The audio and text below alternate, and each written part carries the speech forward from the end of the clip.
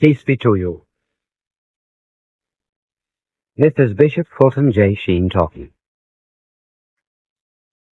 And this will be the beginning of over 24 hours of talking. Women are accused of doing all the talking. This is to prove that men do their share. I remember some years coming back from Europe, and the steward came out on the deck of the ship, and he said, "Are you the Bishop Sheen who gave the mission sermon at St. Patrick's Cathedral 2 years ago?" "Yes." He said, "That was a wonderful sermon. I enjoyed every minute of that hour and a half." I said, "My good man, I never talked an hour and a half in my life." Well, he said, "It seemed that long to me." Now this will well be over that hour and a half. And we have had alternatives in making these discs. One alternative would be to write out everything that I was going to say to you, and then read it to you. The other alternative would be to study, to meditate, and then to talk out of the fullness of my heart without notes. That is the way that I have chosen to do. Now, the second method has many imperfections about it. There will be faults, there will be mistakes. I will miss a word here and there. And I am absolutely sure that there will come a moment in your life, and in listening to these records, that you had wished that I had read it. You will be somewhat in the position that God must have been in when he made Adam. He looked at Adam and then said, "I could do better than that." And then he made Eve. But we've chosen this method of the open discourse in order that we might commune and have an encounter one with another. And the subject, in general, will be the philosophy of life. Now, where begin? Well, there are two ways of waking up in the morning. One is to say, "Good morning, God," and the other is to say, "Good God, morning." We're going to start with the second.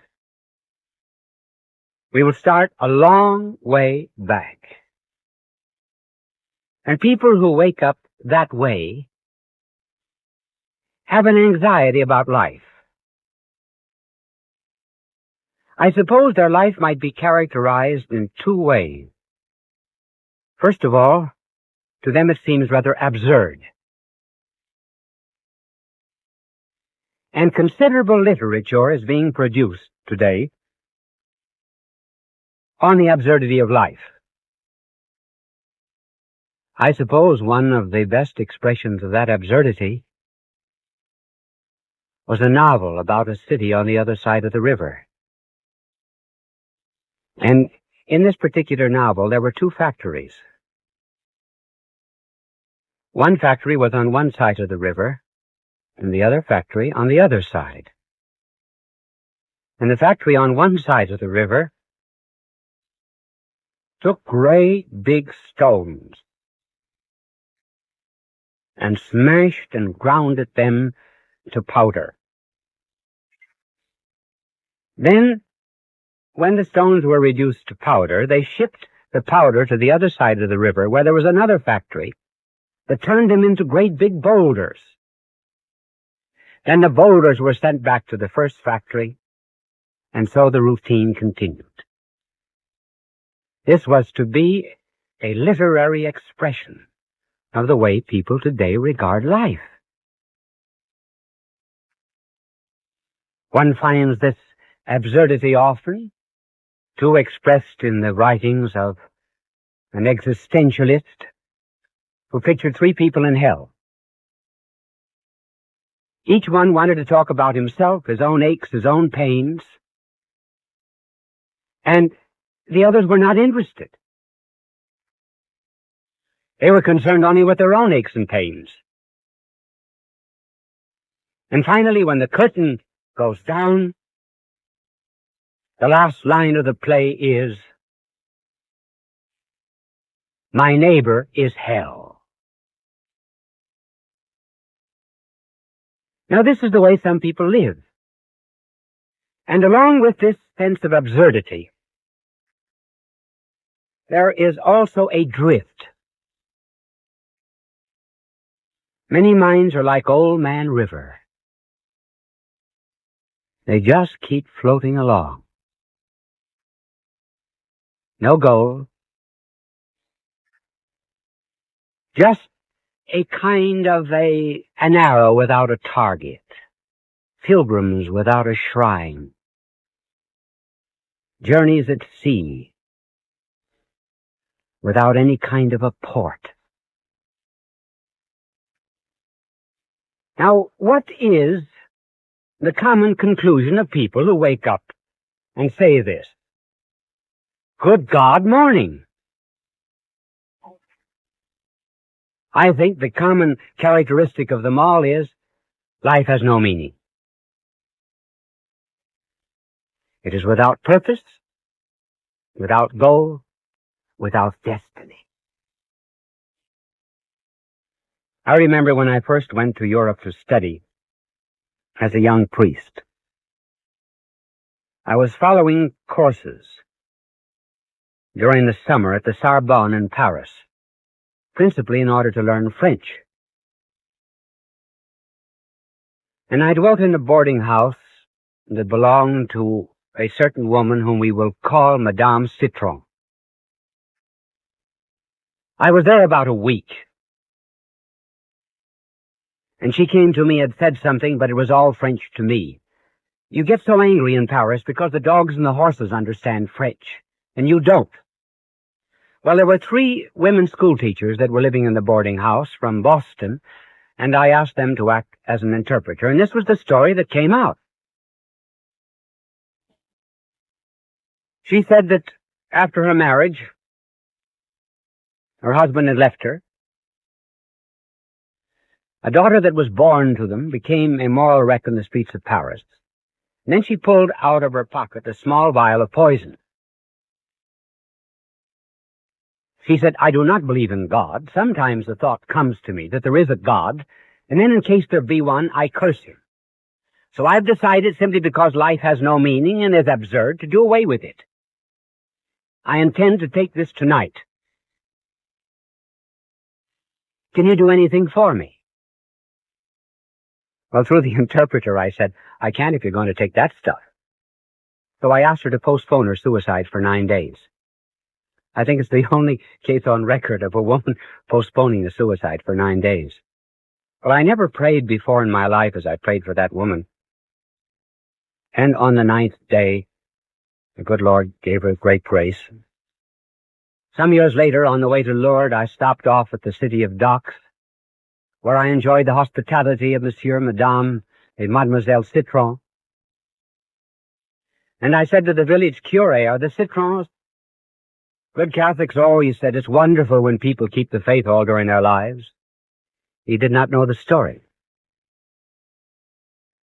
So it's possible to find one's way out of this absurdity. But now let's come to a question which interests all psychiatrists, and interests all of us. What is the difference between a normal and an abnormal person?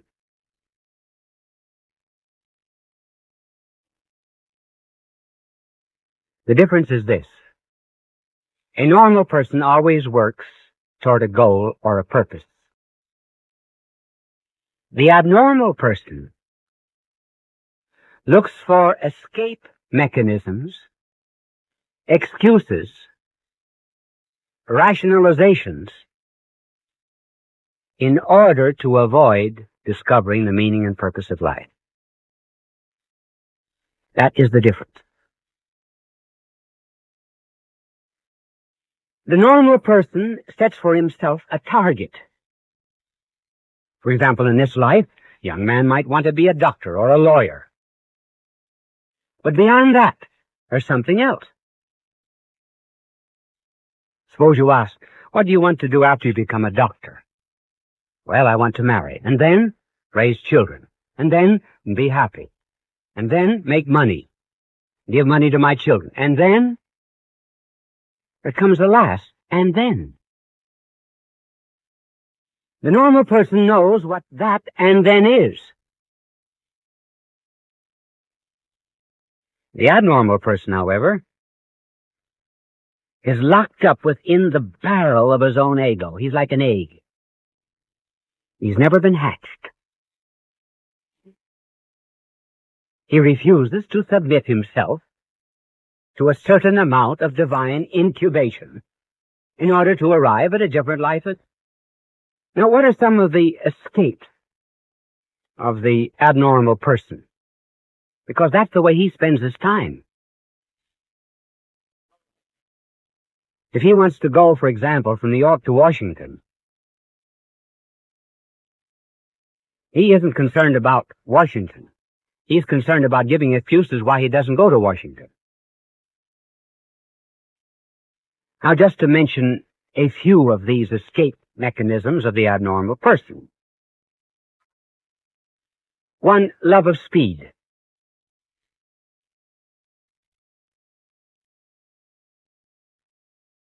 I believe that an excessive love of speed, or should I say, a love of excessive speed, is due to a want of a goal or purpose in life. So they do not know where they're going, but they certainly are on their way. And there may even be an unconscious or half-conscious desire to end life, because it is without purpose. Another escape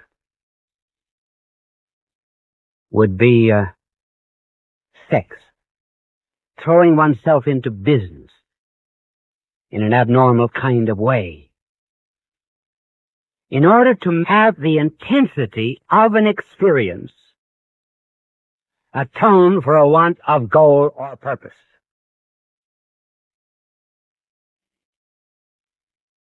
One of the very famous psychiatrists, Dr. Jung, said that after 25 years of experience of dealing with mental patients, I would say that at least 1/3 of my patients had no observable clinical neurosis, but all of them were suffering from a want of the meaning and purpose of life. And not until they discover that will they ever be happy. In other words, the vast majority of people today are suffering from what might be called an existential neurosis. The anxiety and the problem of living. The answering of the question, what is it all about? Where do I go from here?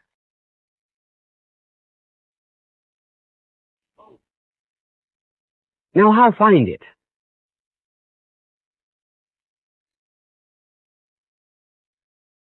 I know what you're thinking. Now you're thinking, now he's going to tell us to get down on our knees and pray to God.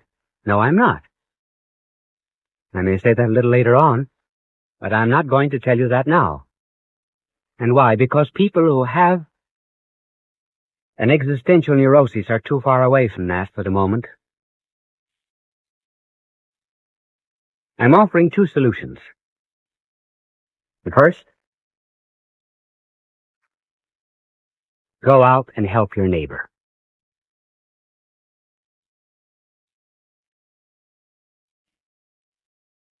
Those who suffer from an anxiety of life do so because they live only for themselves.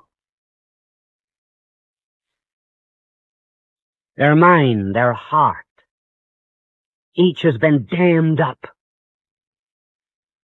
And all of the scum of the river of life makes of the heart and mind a kind of a garbage heap. And the easiest way out of this is to love people whom you see. If we do not love those whom we see, how can we love God whom we do not see? Visit the sick. Be kind to the poor. Help the healing of lepers. Find your neighbor. And a neighbor is someone in need. Once you do this, you begin to break out of the shell. You discover that your neighbor is not hell, as Sartre says. That your neighbor is part of yourself and is a creature of God. Not very long ago, there was a father brought to me his young son, a very self-wise, conceited, young delinquent who had given up his faith and was bitter with himself and everyone whom he met.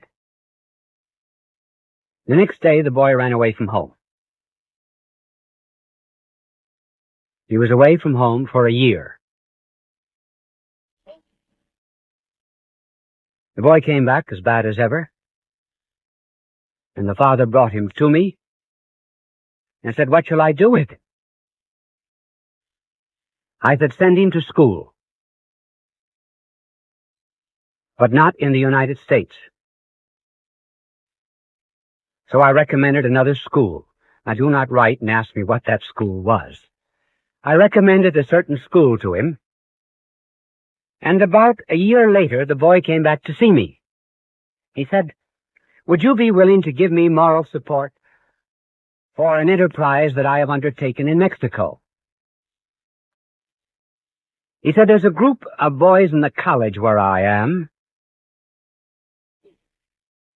who have built a little school, and we have gone all around the neighborhood and brought in the children to teach them catechism. We have also brought in a doctor from the United States once a year and for 1 month to take care of all of the sick people of the neighborhood." And I said, "How did you become interested in this?" "Well," he said, "the boys went down there during the summer, and I thought I would go down too." And he recovered his faith and his morals and everything else in his neighbor.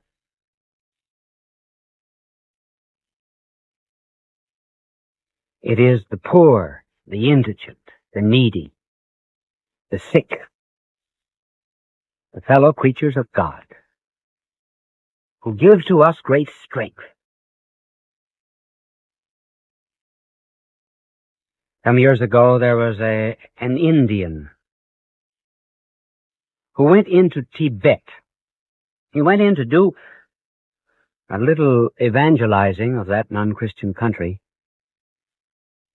and he took with him a Tibetan guide. In the course of the trip, they got very cold, crossing the foothills of the Himalayas, and they sat down, exhausted, almost frozen. And this Indian, whose name was Singh, said, "I think I hear a man moaning down there in the abyss." And the Tibetan said, "Well," he said, "you're almost dead yourself. You can't help him." And Singh said, "Yes, I will help him." So he went down, dragged the man out from the abyss the best he could, and carried him to the nearby village, and came back completely revived. Revived by that act of charity. And when he came back, he found his friend, who refused to aid the neighbor, frozen to death. So the first way to escape the anxiety of life is to find your neighbor. The second way is to leave yourself open to experiences and encounters with the divine, which will come to you from without. I say leave yourself open. Your eye does not have light. Your ear has no sound or harmony. Food of your stomach comes from without. Your mind has been taught. Your radio pulls in unseen waves from the outside.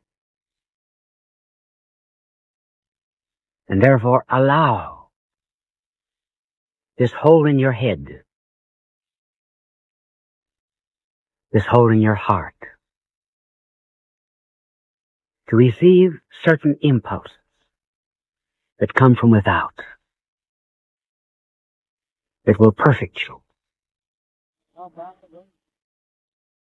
No matter how far away you be from what I'm talking about, they will still come. I remember once inviting a woman to see me who had just lost her 18-year-old daughter. She was very rebellious, had no faith whatever. And she said, I want to talk about God. I said, all right, I will talk about him for 5 minutes, and then you talk about him or against him for 45, and then we will have a discussion. Well, I was talking about 2 minutes, and she interrupted me. She stuck her finger under my nose, and she said, listen, if God is good, why did he take my daughter?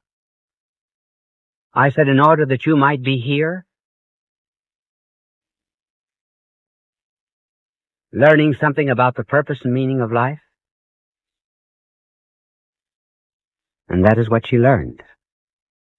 She found it and discovered it. So I am suggesting that you will not just reason yourself into the meaning and purpose of life. You will act yourself into the meaning and purpose of life by breaking the shell of egotism and selfishness, by cleaning the windows of the moral life and allowing the sunshine to come in. You would not be seeking God if you had not already in some way found him. You are a king in exile. You have a kingdom. We will tell you more about it later on. God love you.